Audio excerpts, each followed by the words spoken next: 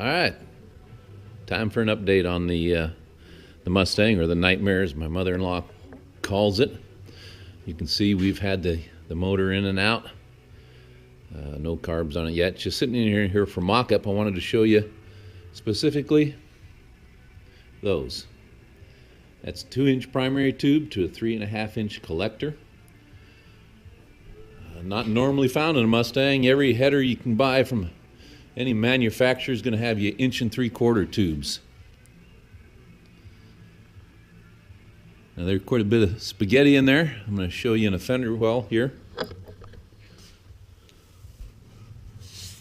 Under the car you can see how the tubes turn and loop down there.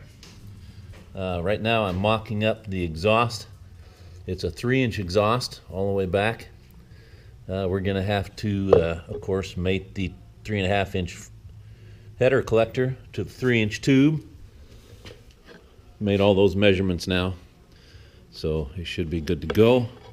This header here is designed for the steering shaft. It comes right through this area right here,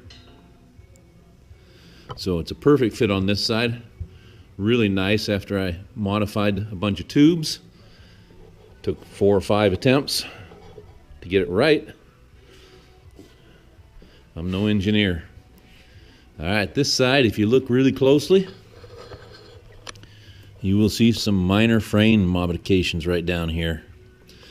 That was necessary to clear those 2 tubes in back because the starter pushes all of the tubes closer to the frame. So we had to do a little modification, get 2-inch tubes in there. You can see on this side here, no wheel here, how the tubes actually loop out into the fender well, or into the fender area a little bit. The tire actually clears, comes right across the side there when I turn, right about here. So we've checked our clearances. It's time to get her all back together, do a test run on the engine stand.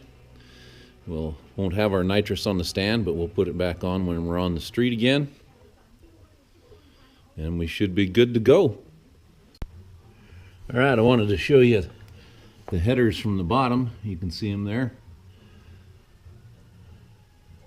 Looks like a lot of spaghetti, but that kept most of the tubes equal.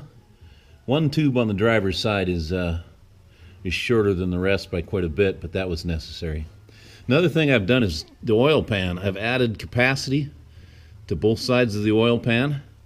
I did that because this pan holds a quart of oil up here where the oil pump sits, and then the pickup goes back to the rest of the pan. And this quart of oil does nothing for me that's up here. It just basically sits there until you get sloshed around and you turn, you brake hard, or whatever you do. So even though it says it's a 7-quart pan, it's actually a 6-quart pan. That's your usable oil. This oil isn't, until you turn hard or something, isn't going anywhere. It's just sitting in there. I've also installed a scraper to help put more oil into the pan, and there's restrictors feeding the heads. And the reason I did that is because I autocross this car occasionally, and I noticed when I'm filling my oil pressure gauge that I see blips on it. So I was sucking up oil or air occasionally in hard corners and hard stopping. So this will keep more of the oil in the pan and make things a lot better for me. That's the update. See you guys later.